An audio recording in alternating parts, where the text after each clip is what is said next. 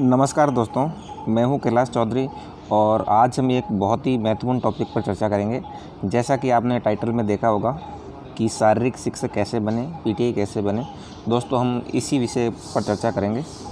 ये दोस्तों देखिए, राजस्थान विश्वविद्यालय जयपुर राजस्थान से मैंने डाउनलोड किया है शारीरिक शिक्षा में स्नातक पाठ्यक्रम यानी बीपीएड 2020 में प्रवेश हेतु सामान्य दिशा निर्देशिका। तो दोस्तों ये जो राजस्थान यूनिवर्सिटी है, राजस्थान यूनिवर्सिटी की साइड से लिया गया है और बीपीएड प्रवेश के लिए क्या क्या योग्यता चाहिए उसके बारे में आज चर्चा करेंगे हम। तो दोस्तों बीपीएड में प्रवेश लेने के लिए हमारे को क्या क्या चाहिए होता है। हमारे को सबसे पहले स्नातक चाहिए, स्नातक ही होनी चाहिए हमारे पास, और एक हेल्थ सर्टिफिकेट होना चाहिए। दो चीज़ें बहुत ज़रूरी होती हैं और बाकी भी और चीज़ें होती हैं, वो मैं बताऊंगा। ये दोस्तों फार्म भर चुके हैं। इसमें क्या देखो,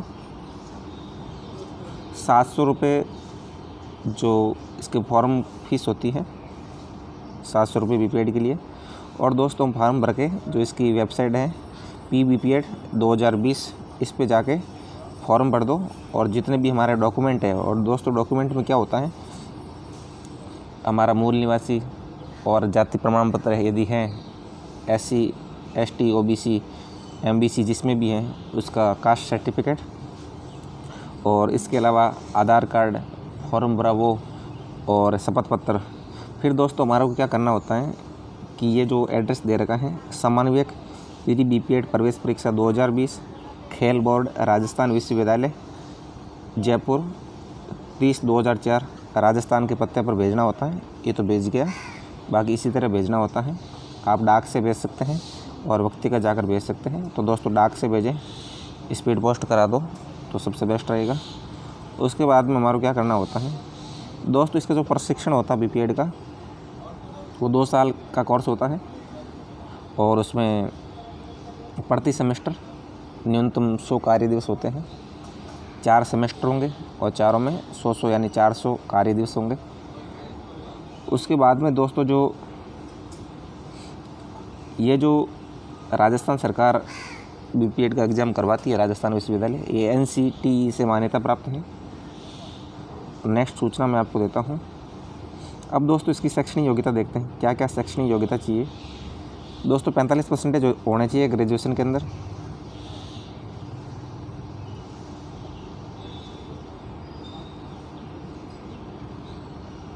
और अपन इंटर जोनल जिला, यानी कुछ लोग कहते हैं कि जिला स्तर में हम खेलें, चलेगा कि नहीं, जिला डिस्ट्रिक्ट तक का सर्टिफिकेट चल जाता है। कोई ना कोई सर्टिफिकेट होना ज़रूरी है, और यदि सर्टिफिकेट नहीं है तो 45% अंक और ये 3 वर्ष का शारीरिक शिक्षा में स्नातक डिप्लोमा होता है, जिसे BP यदि वो होगा तो भी चलेगा।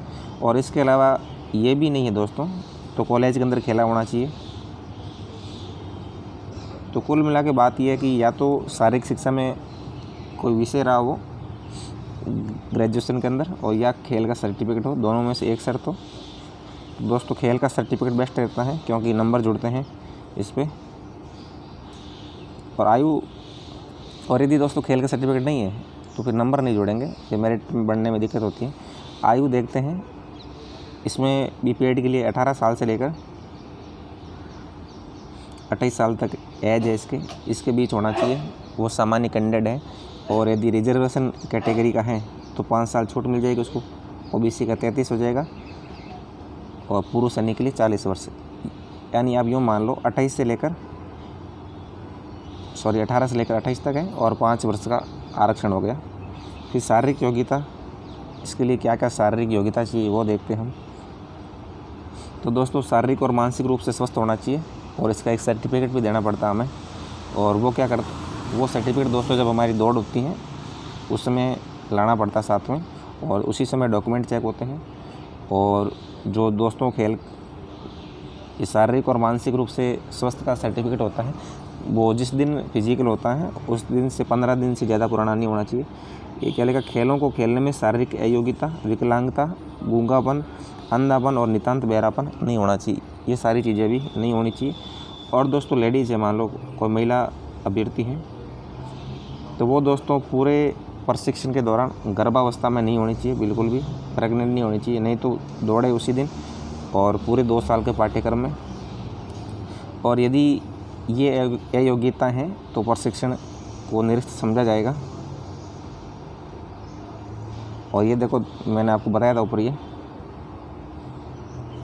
पूर्ण स्वस्थ होने का प्रमाण पत्र, साक्षात्कार और शारीरिक क्षमता परीक्षण के दिन राजकीय चिकित्सा अधिकारी द्वारा प्रदत्त होना चाहिए। ये दोस्तों राजकीय चिकित्सा अधिकारी द्वारा होना चाहिए, ऐसे नहीं कि आप गांव से उठा के लेकर आ गए। 15 दिन से पुराना नहीं होना चाहिए। फिर दोस्तों ये कह रहा है शारीरिक क्षमता परीक्षण कैसे होता है, कितनी क्या दौड़ होती है और क्या होता है।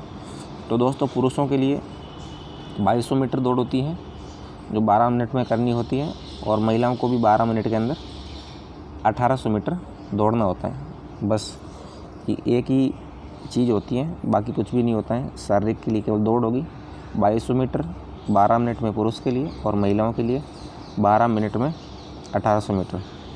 और दोस्तों ये केवल जो दौड़ है ये केवल मतलब क्वालिफाई है, इसके नंबर ऐड नहीं होते हैं।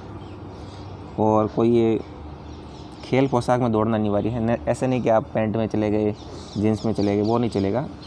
आपके पास लोअर या टी शर्ट होना चाहिए, या निक्कर या टी शर्ट होना चाहिए। केवल क्वालिफाइंग होता है दोस्तों। और जो इसमें दौड़ में अनुत्तीर्ण हो जाएगा तो वो यहीं से बाहर हो जाएगा, फिर उसकी मेरिट में उसका नंबर नहीं पड़ेगा। और दोस्तों जिस समय ये दौड़ होती है उसी समय हमारे को डॉक्यूमेंट चेक होते हैं।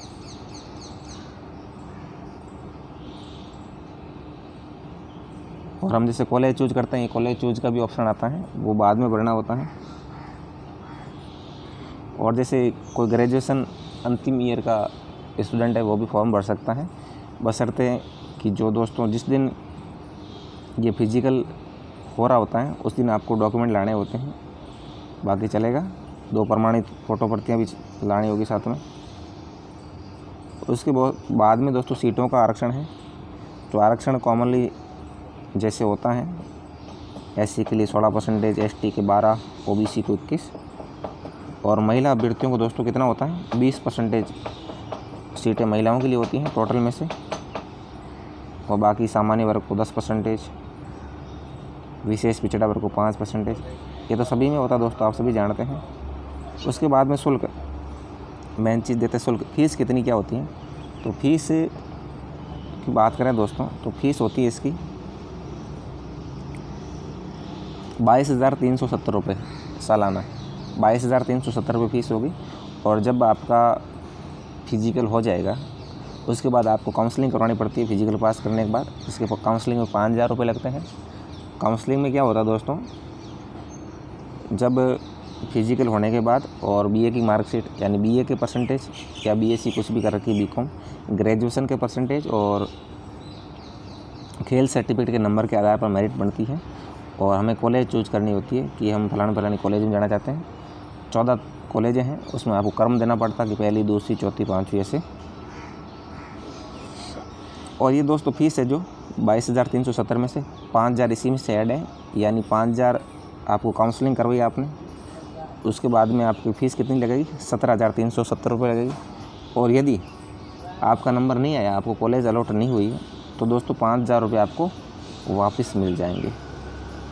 उसके बाद है वरीयता का निर्धारण।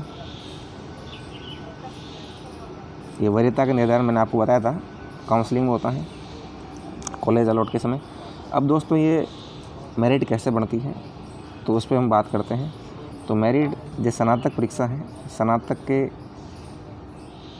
60 अंक जुड़ेंगे, 60 नंबर जुड़ेंगे ग्रेजुएशन के, और 5 नंबर सीपीएड या कोई भी खेल का डिप्लोमा हो जैसे डीपीएड हो उसके 5 नंबर, और खेल प्रमाण पत्र के 35 नंबर।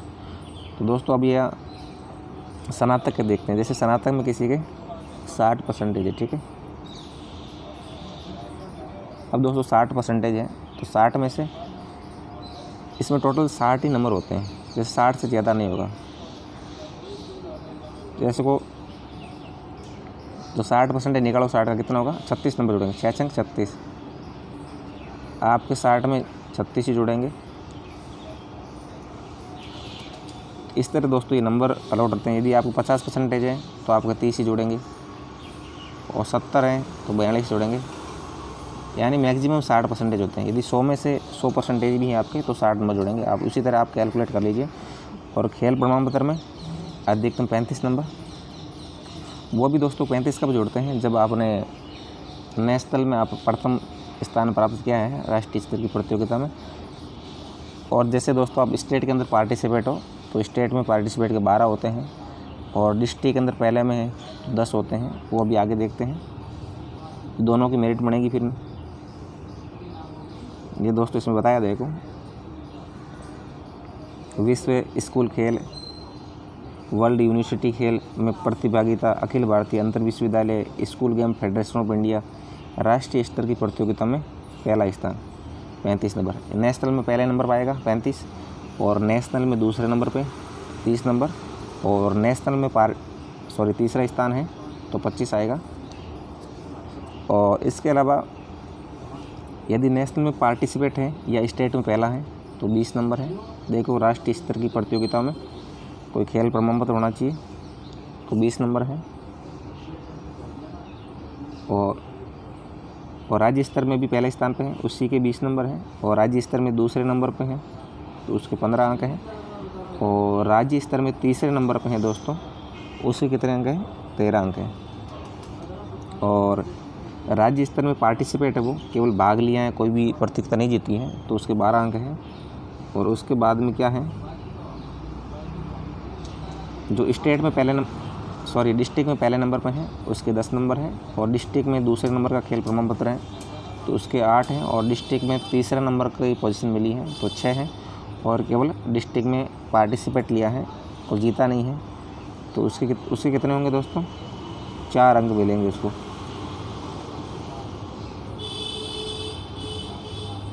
उसके बाद में है, और दोस्तों जो सेवारत शारीरिक शिक्षक हैं उनको क्या चाहिए, उनको उक्त शैक्षणिक योग्यता के साथ किसी राजकीय या अनुदानित गैर राजकीय विद्यालय में कम से कम 3 वर्ष का अनुभव चाहिए टीचरों के लिए, उनको कोटा मिलता है अलग से। अब दोस्तों जो सर्टिफिकेट होते हैं तो सर्टिफिकेट बिल्कुल ओरिजिनल होना चाहिए, और किसी प्रकार की फर्जीवाड़ा पाया गया तो प्रवेश निरस्त किया जाएगा। उसके बाद में दोस्तों पिता या संरक्षक द्वारा एक प्रमाण पत्र आपको देना होता है, घोषणा पत्र, जिस समय आप डॉक्यूमेंट वेरिफिकेशन होगा तो वहाँ ले जाना पड़ेगा। ये सेवारत शारीरिक शिक्षकों के लिए है, आपके लिए नहीं है। तो दोस्तों ये थी हमारी सामान्य गाइडलाइन बीपीएड के लिए। और इसी तरह दोस्तों जो सीपीएड होती है, सीपीएड में भी सेम ही होता है। सीपीएड ग्रेजुएशन के बाद होती है, सीपीएड या डीपीएड। अब देखिए सीपीएड और डीपीएड ये दोस्तों ग्रेजुएशन के बाद नहीं, 12वीं के बाद होती है। ये 12th बेस पे है सीपीएड डीपीएड, और बीपीएड है ग्रेजुएशन बेस पे।